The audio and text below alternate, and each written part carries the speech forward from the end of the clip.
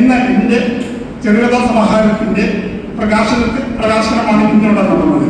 എൻ്റെ മൂന്നാമത്തെ പുസ്തകം, രണ്ടാമത്തെ ചെറുകഥാ സമാഹാരം. അത് പേരക്ക പ്രസിദ്ധീകരിച്ചതിൽ എനിക്ക് വളരെ സന്തോഷമുണ്ട്.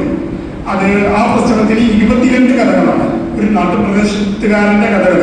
നമ്മൾ പറയാറുണ്ട് എൻ്റെ കാഴ്ചകളാണ് കഥകൾ, പക്ഷേ അല്ല, ഇത് ഞാൻ കേട്ടറിഞ്ഞ കാര്യങ്ങളാണ്. എൻ്റെ ഒരു പഴയ തറവാട്ടിലായിരുന്നു ഞാൻ ജീവിച്ചത്. എൻ്റെ അമ്മ, അമ്മമ്മ ഇങ്ങനെയുള്ളവരൊക്കെ പറഞ്ഞു തന്ന കഥകൾ. ഇപ്പം നമ്മുടെ അംസസാറിൻ്റെ പുസ്തകത്തിൻ്റെ ടൈറ്റിൽ തന്നെ വന്നല്ലോ. അപ്പം ഞാൻ ഓർക്കുകയാണ്, ചെറുപ്പത്തിൽ എൻ്റെ അമ്മ പറയുമായിരുന്നു, പിന്നെ മോൻ കണ്ടിട്ട് എഴുതുകയാണെങ്കിൽ എൻ്റെ മോൻ വലിയ ഒരു ദർശനമുള്ള ഒരാളാകുമെന്ന്. ഒരു പക്ഷേ എൻ്റെ അമ്മ പറഞ്ഞ ഏറ്റവും വലിയ കളവ് അതാണ് എന്ന് ഞാൻ വിശ്വസിക്കുന്നു.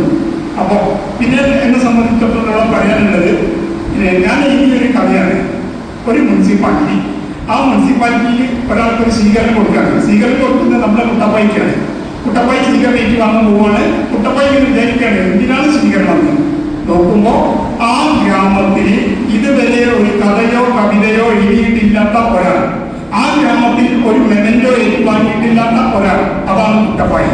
അങ്ങനെ പഞ്ചായത്ത് തിരഞ്ഞു പിടിച്ചിട്ട് കുട്ടപ്പായിക്ക് ഒരു സമ്മാനം നൽകുകയാണ്.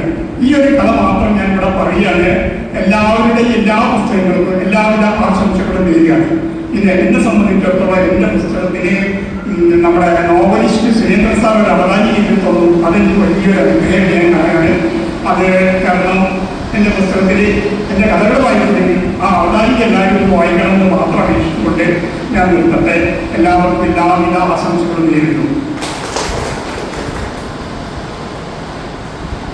KT